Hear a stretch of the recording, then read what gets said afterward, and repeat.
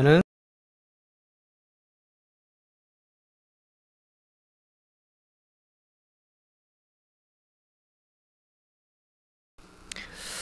이사야는 몇 장으로 되어 있죠? 66장입니다. 왜 질문을 드리냐면 이사야는 성경이 몇 권이죠? 66권처럼 이사야는 66장으로 되어 있고 구약이 몇 권이죠? 39권이죠. 이사야는 39장까지는 좀 구약적인 진노하시고 심판하시고 벌하시는 구약적인 하나님에 대해서 설명을 해놓고 있고요. 40장부터 66장까지 신약은 몇 권이죠? 27권이죠. 40장부터 66장까지는 신약의 하나님 예수 그리스도 메시아에 대한 구원의 어떤 그 은총을 드러내는 사랑의 하나님에 대해서 좀 분명하게 나눠져 있어요. 그래서 이 이사야를 성경 66권의 축소판이다라고들 이야기들 합니다. 자, 여러분 이사야는 몇 장까지 있어요? 66장까지 있습니다. 그래서 이사야는 선지서 가운데서 가장 많은 장수를 기록하고 있죠. 분량이 많아요. 그래서 선지자의 왕이다라고 할 만큼 굉장히 많은 분량을 갖고 있고 다른 이 선지서들과에 비해서 압도적으로 양도 많지만 이 안에 있는 이 내용이라든지 문체라든지 대단히 탁월합니다. 그러니까 다른 선지서들도 훌륭하지만 이 이사야서는 심오해요. 대단히 심오합니다. 왜 심오하냐면 아까도 말씀드렸지만 성경 66권을 축소해 놓은 책과 같아요. 그러니까 이 성경 안에는 뭐라 그럴까요? 우리가 알고자 하는 그러니까 창세기의 창조로부터 인간의 타락 그리고 타락한 인간을 심판하시는 공의의 하나님 그리고 신약으로 넘어와서 교회가 세워지죠.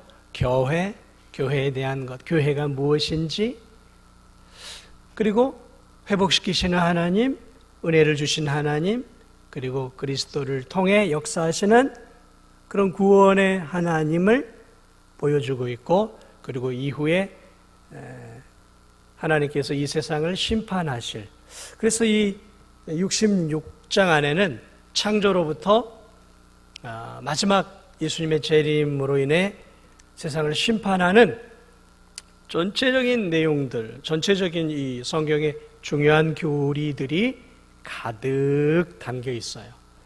이 이사야서 안에는. 이 책이 방대할 뿐만 아니라 내용 또한 대단히 깊고 심오한 책인 것이죠. 자, 그러므로 이 이사야서는 대단히 이 구약에서 중요한 책인 것들을 보게 됩니다. 그래서 이스라엘 백성들이 가장 좋아했던 책 중에 하나가 바로 이 이사야서이고 예수님도 이 이사야서를 대단히 사랑하셨어요. 그래서 자신에 대한 예언이 많은 이 이사야서를 공생의 기간 동안 여러 차례 언급을 하셔요. 그래서 이 이사야서는 이스라엘 백성들이 좋아하는 책들이 구약의 이제 시편, 또 신명기, 그리고 이제 이 이사야 이 정도로 이렇게 이제 굉장히 구약의 이스라엘 백성들이 좋아했던 책 가운데 하나가 이사야서입니다. 자, 그래서 우리는 이 이사야를 통해서 일단 전체적인 어떤 부분을 좀 나눠보고 도대체 이 이사야가 전체적으로 말하고자 하는 내용이 무엇인가를 좀 개론적으로 살펴보려고 합니다. 자, 이사야는 전반부, 중반부, 후반부로 이렇게 나누어져 있습니다. 그래서 대단히 이 심오한 책이기 때문에 뭐 이렇게 한두 시간에 할 수 있는 양은 아니에요. 그러나 1장부터 한 35장까지 한 전반부라고 좀 볼 수 있습니다. 그래서 1장부터 35장까지는 무슨 내용이냐면 이제 1장에서 보면 하나님이 좀 탄식하는 내용으로부터 시작을 해요. 하나님이 이 이스라엘 백성들을 사랑해서 이집트로부터 건져내셨잖아요. 그래서 나라를 세우게 해주시고 또 하나님이 참 많은 은혜를 베풀어 주셨는데 이사야를 통해서 하나님이 뭐라고 예언을 하고 있냐면 이사야 1장 3절에 보면 하나님이 이렇게 얘기해요. 소는 그 임자를 알고 나귀는 그 주인의 구유를 알건만은 이스라엘은 알지 못하고 나의 백성은 깨닫지 못하는도다 하셨도다. 슬프다 범죄한 나라요 허물진 백성이요 행악의 종자요 행위가 부패한 자식이로다. 자, 이처럼 1장부터 이렇게 무엇을 얘기하고 있냐면 하나님이 탄식하고 있는 것으로부터 출발을 해요. 그러니까 이사야 선지자를 통해 하나님이 이 부패하고 우상을 숭배하고 하나님으로부터 멀어져 있는 이 이스라엘 백성들을 향해 하나님께서 이사야를 통해서 자신의 그 애통하고 비통한 마음들을 이스라엘 백성들에게 비추어 주고 있는 것이죠. 그러니까 이 이사야 선지자는 상당히 고통 가운데 이 하나님께서 주신 기록들을 적어놓고 있는 것이죠. 자, 그래서 이 저자 이사야는 당시 여기 성경에도 나와 있지만 다소당 시대를 걸쳐 사역을 했던 사람이에요. 그래서 우시야 1절에 보면 요담, 아하스, 히스기야 시대에서 아모스의 아들 이사야가 유다와 예루살렘에 관하여 본 계시라 하면서 이 유대 선지자인 것들을 오늘 성경에서 말하고 있고 유대 선지자로서 무너져가는 이 유다 백성들을 향해 하나님의 공의의 심판과 아울러 앞으로 주어질 회복에 대한 이야기들을 기록해 놓고 있습니다. 그래서 1장부터 이 35장까지는 유다 백성들의 죄악을 지적을 하셔요. 그들이 얼마나 죄를 많이 저질렀는지 그러한 죄악상들을 지적을 하고 그리고 그 죄악을 하나님께서 용서가 아니라 그 죄악에 대한 벌을 내리시겠다라는 내용들이 쭉 기록하고 있습니다. 그래서 벌을 내리고 이들에게 심판을 내려서 이들이 이제 나라가 무너져서 결국 어디로 갑니까? 바벨론이라는 나라에서 무너져서 포로로 끌려가죠. 그러니까 이 이사야의 예언은 대단히 가슴 아픈 예언들이에요. 이스라엘의 타락과 그리고 하나님의 진노의 심판으로 인해서 결국은 하나님의 벌을 통해서 나라가 무너지고 포로가 된다라는 그러한 내용들이에요. 그래서 이것을 35장까지 조금만 더 나눠본다면 이렇게 표현을 할 수가 있습니다. 무슨 내용이냐면 지금 이 이스라엘 백성들이 참된 왕이신 하나님을 의지하기보다는 누구를 의지하고 있냐면 세상의 다른 열왕들을 의지해요. 그래서 이 성경을 보면 이들이 이집트 왕 당시에는 이제 강국 아닙니까? 이집트 왕 그리고 당시 이 이사야의 초기 시대에 가장 그 시대에 가장 강국이었던 아시리아 성경은 아수르라고 얘기하는데 그래서 결국은 이스라엘 백성이 북이스라엘이 아수르에 의해서 멸망을 당하잖아요. 그래 이 유다도 이 아수르를 의지합니다. 그리고 한 걸음 더 나아가서 이 아수르가 이제 세력이 약해지고 신흥 강국인 바벨론이 이제 강국으로 등장을 하니까 이 유다가 이제 어떻게 해요? 그 마음이 아수르에서 이제 바벨론이라는 나라를 강국을 의존한 오늘날로 말하면 뭐라 그럴까요? 이제 평화의 정책을 해서 이제 그런 어떤 이제 그런 뭐죠? 그걸 뭐라 그러죠? 서로 이렇게 협력하는 우리나라와 이 미국처럼 그렇게 이제 서로 협력을 해주는 그러한 이제 이 관계를 통해서 자신들이 하나님보다는 강대국에 의존해서 나라를 유지해 가려고 하는 그러한 이 이스라엘의 죄악상들을 하나님이 지적을 해요. 그리고 이들이 또 누구를 의지하게 되냐면 하나님을 의지하기보다는 헛된 신을, 우상을 숭배해서 우상을 섬겨요. 그래서 이집트의 바로라든지 그런 어떤 그 시리아 또는 모압, 암몬 또 이런 주변의 이 우상들, 그러한 우상들을 하나 둘 끌어들이죠. 그 대표적인 사람이 이제 솔로몬인데, 이 솔로몬은 수많은 이 이방의 여자들을 왕과 이 후궁으로 들이면서 그들과 함께 이제 무엇이 들어와요? 그 여인들이 품고 있었던 우상들과 함께 들어오죠. 그래서 사실은 솔로몬 때 사실은 이스라엘이 완전히 우상의 나라가 되어버리죠. 이처럼 하나님을 의지하기보다는 헛된 신들과 우상들을 두려움으로 그들을 더 신뢰하게 되는 것이죠. 오늘 오전에 제가 설교를 드렸던 그 엘리야 시대, 그 시대에도 그때는 이 북이스라엘의 아합 왕 시대죠. 완전히 타락을 해버려서 하나님이 아니라 바알을, 아스타롯을 더 큰 위대한 신으로 이스라엘 백성들이 섬긴단 말이죠. 그러니까 하나님이 아니라 우상을 하나님으로 섬기는 그러한 죄악들을 저지르죠. 한 걸음 더 나아가서 이 유다 백성들이 또 누구를 섬기냐면 하나님을 신뢰하지 않는 거짓 지도자들, 거짓 왕들을 하나님 말씀보다 더 신뢰해요. 그러한 내용들이 쭉 나와 있습니다. 자, 그래서 이 이스라엘 백성들이 우상을 숭배하고 그 다음에 세상의 열왕들을 의지하고 또 이스라엘 백성들이 하나님을 신뢰하는 그러한 왕이 아니라 하나님을 불신하는 그러한 지도자들을 따라가는, 그래서 도무지 그 나라에 하나님의 다스림이 전혀 보이지 않는 캄캄한 암흑의 시대가 오늘 이 이사야가 살았던 유대 사회였다라는 것이죠. 그러므로 하나님께서 이렇게 하나님을 신뢰하지 않고 우상과 헛된 지도자와 열왕을 의지하려고 하는 이들을 향해서 하나님께서 앞으로 주변국들을 통해서 심판하시겠다라는 것이죠.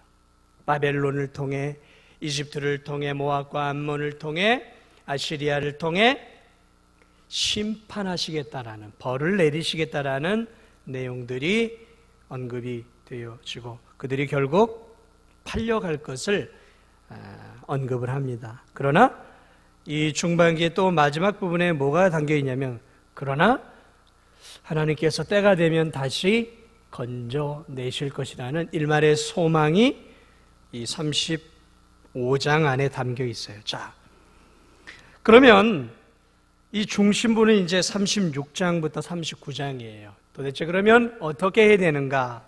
이렇게 타락해서 하나님의 심판을 받을 이스라엘 백성들을 향해서 무엇을 말하고 있냐면, 그러면 이스라엘 백성들아, 유대인들이죠. 유대인들아, 도대체 너희들은 누구를 신뢰해야 하느냐라는 거죠. 도대체 그러면 누구를 신뢰해야 하는 것이? 그래서 이 중심부에 들어오면 이 중심부에서 우리가 누구를, 이스라엘 백성이 누구를 신뢰해야 할지에 대해 잘 나타나고 있는데, 그것이 누구예요? 강대국이 아니라, 세상에 헛된 신들이 아니라 상천하지의 유일한 하나님, 그 하나님 여호와 하나님만을 사랑하고 섬길 것을 이제 36장에서 39장에서 강조하고 있어요. 누구를 섬겨야 된다고요? 상천하지를 다스리시는 여호와 하나님만을 섬기라라고 말하고 있어요. 그러면서 하나님만을 섬겨야 될 것을 강조하면서 사건이 나와요. 중요한 이사야에 있어서 이 흐름을 이해하는 중요한 사건이 나오는데, 그것이 무엇이냐면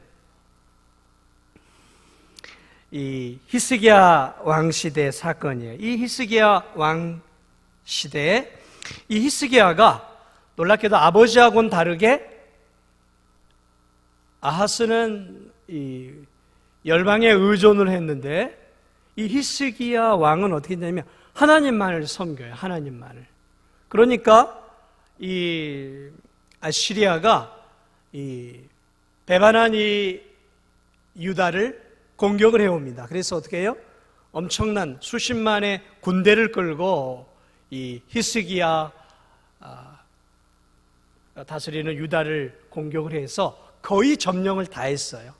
그래서 이 예루살렘 성을 빼놓고는 이 성경을 보시면 예루살렘 성을 빼놓고는 거의 다 아시리아가 다 점령을 해버렸어요. 그리고 이제 마지막 남은 이 예루살렘 성을 두고 이제 그 회유하고 협박하는 이제 이스라엘을 회유하고 협박하는 이 아수르 왕과 그의 그 이제 군대 장관 랍사게죠.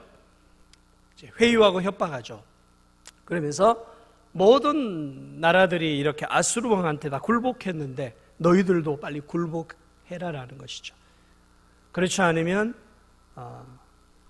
너희들도 완전히 무너지게 될 것이다라고 이제 욕하고 협박하고 무시를 하게 되죠. 그때 어떻게 합니까? 이 히스기야가 어떻게 하죠? 그들이 준 그 모욕적인 편지를 가지고 하나님께로 가요.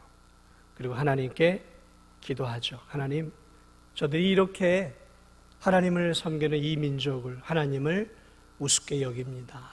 하나님, 도우소서.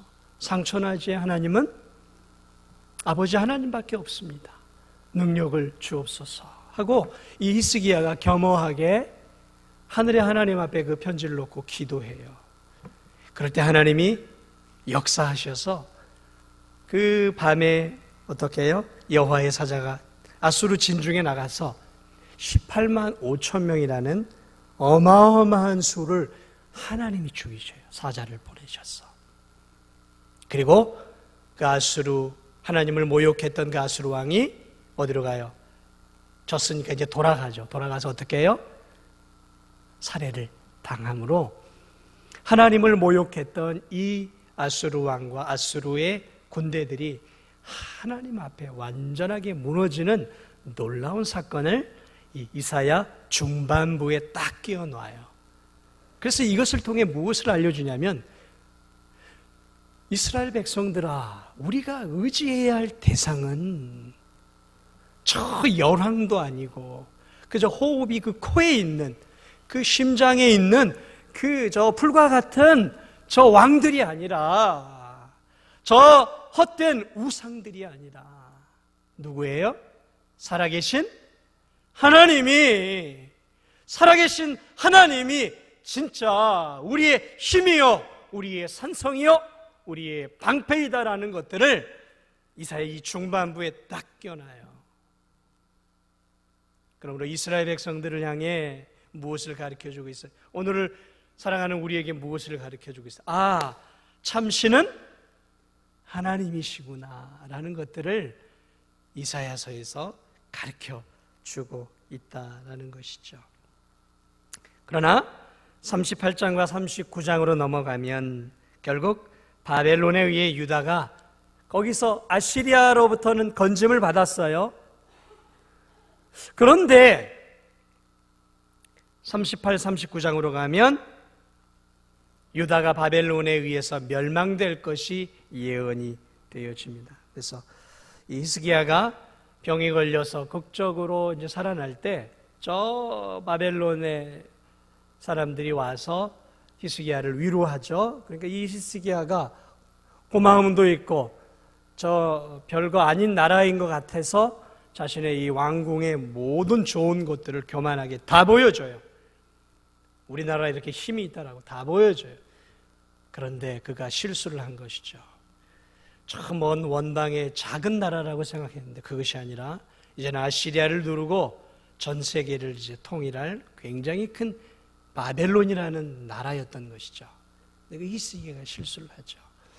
자, 그러므로 이제 그 히스기야의 실수만이 아니라 결국은 이제 그 사건을 통해서 이스라엘이 전적으로 돌아와야 되는데 결국 돌아오질 않아요. 그래서 하나님이 그 사건을 통해서 이제 이스라엘을, 유다를 이제 멸망시킬 것을 이 사건을 통해서 허락을 하고 있는 것들을 보게 되죠. 그래서 이 중심부에서는 상천하지의 하나님은 오직 하나님뿐이다라는 것을 가르쳐 주면서 결국 돌아오지 않는 유다를 향해 하나님의 멸망을, 심판을 예고하는 것으로 끝납니다. 자, 그리고 이제 39장을 넘어서 40장으로 넘어가면서 이제 누가 등장을 하게 되냐면 앞으로 올 세례 요한이 나와요. 예수님 전에 나올 세례 요한이 40장에 미래 세례 요한이 등장을 하고, 그리고 이제 그 후에 쭉 메시아에 대한 이야기들, 예수님에 대한 이야기들이 쭉 기록되어 있습니다. 그래서 포로로 끌려간 이 유다가 결국은 해방이 될 것을 하나님이 약속을 해줘요.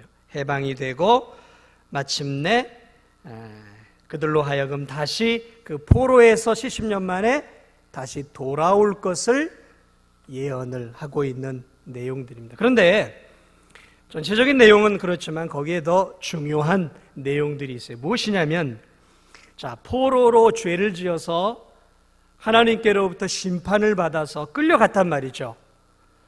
자, 죄를 지었으니까 벌을 받아야 되는 거예요. 자, 그런데 이게 이제 돌아온다라는 것은 하나님이 그들을 용서해 준다는 의미거든요. 근데 이런 용서라는 것은 그냥 되는 게 아니에요.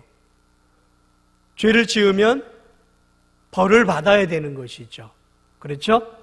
벌을 받아야 되는 거예요. 자, 그런데 이스라엘 백성들이 다시 그 포로기를 통해서 이 돌아오는 이 과정 속에서 하나님께서 돌아올 수 있는 놀라운 은혜를 베푸셔요. 무엇을 말하고 있냐면, 돌아오도록 하는 그 과정 속에서 하나님께서 그냥 돌아오게 해주시는 것이 아니라 그들의, 이스라엘 백성들과 앞으로 오고 올 이 모든 죄인들의 죄를 대신 짊어질 한 사람을 보내주셔서 그 오실 그 메시아에게 이스라엘 백성의 죄와 앞으로 우리의 모든 죄를 그에게 전가시키고, 그래서 이 하나님이 보내시는 메시아가 하나님의 모든 진노를 다 감당을 하고, 그런 다음에 하나님의 진노가 풀릴 때 하나님께서 그들로 하여금 돌아오게 만드신다는 것이죠. 그게 누구겠습니까?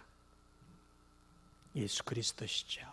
그래서 이 40장부터는 바로 이제 성경 전체에 나타나 있지만, 이사야 전체에 나타나 있지만, 고난당하실 메시아, 우리의 죄를 짊어질 메시아를 보내주셔서 이제 공의 하나님, 심판의 하나님으로 그들을 완전히 소멸하고 죽이시는 하나님이 아니라 그러한 소망 없이 죄의 포로죠, 사망의 포로로 끌려가 있던 그들을 향해 하나님께서 회복할 수 있도록 은혜와 사랑을 베푸시는 놀라운 그 사건을, 한 사람을 이 땅에 보내심으로 시작을 하시는데, 그것이 누구냐면 예수 그리스도예요. 그것을 이사야 53장이 표현해 주고 있습니다. 우리 이사야 53장 보겠습니다. 우리가 잘 아는 구절이죠. 하나님이 왜 이스라엘을 용서하셨는가, 하나님이 왜 우리를 용서하셨는가가 여기에 나와 있어요. 그러니까 공의의 하나님이 왜 심판을 결국 우리에게 다 주지 않았는가, 그 심판을 우리가 아닌 한 분에게 쏟아 부었다라는 것이에요. 우리 이사야 53장 우리 1절로부터 5절까지 함께 읽겠습니다. 시작. 우리가 전한 것,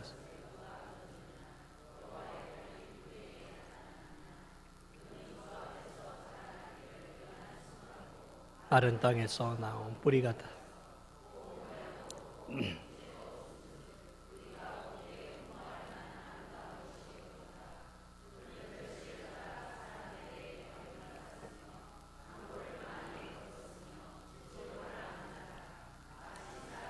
그에게서 얼굴을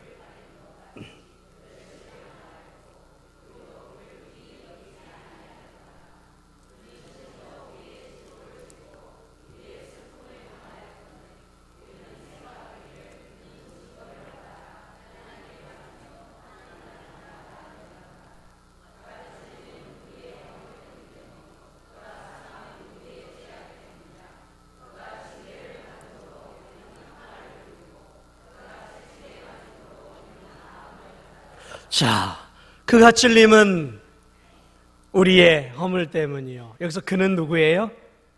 오실 메시아 예수 그리스도시죠.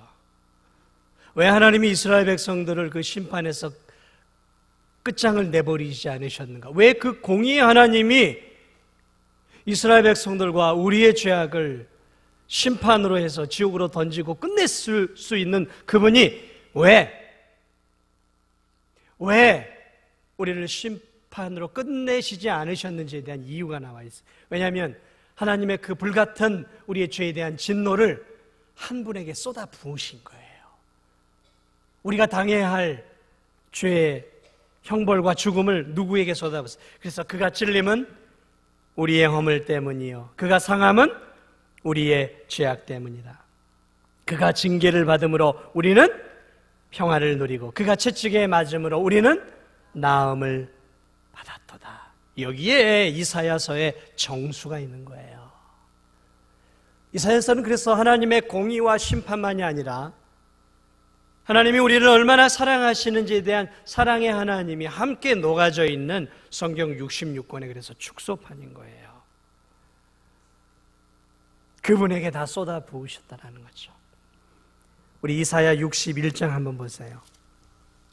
이사야 61장 1절로부터 우리 3절까지만 한번 같이 또 읽어보겠습니다. 같은 비슷한 내용 우리 함께 읽겠습니다. 이사야 61장, 여기서는 예수님에 대한 이야기예요. 이것도 시작. 주 여호와의 영이 이는 여호와께서 내게 기름을 부으사 아름다운 소식을 전하게 하려 하시 나를 보내사 마음이 상한 자를 고치며 포로된 자에게 자유를, 갇힌 자에게 노임을 선포하며 여호와의 은혜의 해와 우리 하나님의 보복의 날을 선포하여 모든 슬픈 자를 위로하되 무릇 시온에서 슬퍼하는 자에게 화관을 주어 그 죄를 대신하며 기쁨의 기름으로 그 슬픔에 대신하 그 근심을 대신하시고 그들이 의에 남고 여호와께서 심으신 그 영광을 나타낼 자라 일컬음을 받게 하려 하심이라. 아멘. 여러분, 이 이사야 61장 1절은 예수님이 친히 말씀하신 내용이죠. 누구에게요? 세례 요한에게. 세례 요한이 예수님에 대해 확신이 없을 때 예수님께서 이 성경 구절을 통해 내가 이렇게 지금 이사야가 예언한 대로 내가 이렇게 사역하고 있단다. 세례 요한아, 나를 향한 믿음이 흔들리지 말아라 라고 이 이사야 61장의 1절대로 예수님이 살고 있음을 가르쳐 주잖아요. 여호와께서 내게 기름을 부으사 가난한 자에게 아름다운 소식을 전하게 하려 하십니다. 마음이 상한 자를 고치며 포로된 자에게 자유를, 갇힌 자에게 노임을 선포하며. 놀랍게 이 이사야서는 우리에게 오실 예수 그리스도가 어떤 분이신지, 왜 하나님께서 심판을 끝내 다 하지 않으시고 보류하시고 이스라엘 백성들을 회복시키셨는지, 왜 죄로 말미암아 영원한 지옥에 갈 수밖에 없는 우리들이 이렇게 놀라운 은혜와 복을 누릴 수 있는 사람들이 되었는지에 대한 그 해답을 이미 하나님은 이사야 선지자를 통해 가르쳐 주고 있는 것이죠. 그러므로 이 이사야서 안에는 예수님에 대한 이야기들, 예수님의 사역과 공생애와 그분의 죽음과 부활에 대한 이야기들이 대단히 풍성하게 담겨있는 책이에요. 그래서 이 이사야를 제5복음서라고도 얘기해요. 4복음서에서 예수님이 나왔잖아요. 이사야를 제5복음서라고도 이야기를 하죠. 왜냐하면 예수님에 대한 이야기가 너무 많이 나오기 때문에. 말씀을 마무리하겠습니다. 오늘 이 이사야를 통해 우리는 성경 전체를 볼 수 있는 게 뭐예요? 하나님을 거역하고 죄를 짓고 있는 이 인간들, 그리고 그 소망 없는 이 죄 지은 인간들을 향한 하나님의 진노와 심판. 그러나 그 진노와 심판을 하나님이 다 쏟아내지 않으시고 그 진노와 심판을 한 사람을 보내셔요. 하나님의 아들을 이 땅에 보내시고 그 독생자 예수 그리스도에게 하나님이 모든 진노와 저주를 쏟아 부심으로 이 예수 그리스도께서 우리의 죄짐을 지고 십자가에 죽으시고 부활하심으로 하나님과 우리 사이에 막혔던 죄의 담을 헐어내시고 하나님과 우리 사이에 갈 수 있는 평화의 구원의 길을 열어 놓으신 것이죠. 그래서 예수 그리스도는 자신을 나는 곧 길이요 진리요 생명이라고 말씀하고 있는 것이죠. 로마서 5장 8절에 우리 이런 귀한 말씀이 있어요. 어떤 말씀입니까?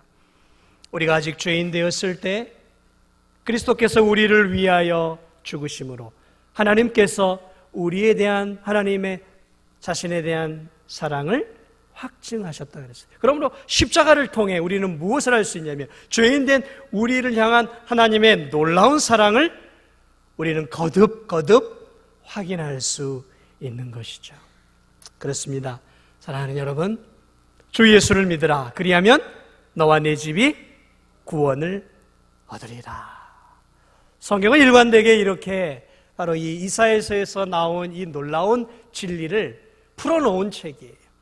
이사야서는 그것을 압축해 놓았다면 성경 66권은 그것을 다시 창세기로부터 하나님이 오실 마지막 오실 재림의 시간까지를 확대해 놓은 책인 것이죠. 그렇습니다. 우리가 의지해야 할 분이 누구인가? 우리의 구주 예수 그리스도이신 것이죠. 그러므로 사랑하는 여러분, 이 이사야서를 보면서 거기서 심판의 하나님과 그리고 사랑의 하나님이 충돌하지 않고 심판의 하나님과 공의의 하나님과 사랑과 긍휼의 하나님이 충돌하지 않고 하나가 되어지는, 어떻게 해요? 누구를 통해서? 예수 그리스도를 통해서. 예수 그리스도를 통해서 그 공의와 사랑이 하나가 되어지는 것들을 우리가 볼 수 있는 것이죠. 예수 그리스도. 그럼 우리 예수 그리스도만이 우리의 소망이에요. 예수 그리스도만이 유일한 우리의 구주인 것이죠.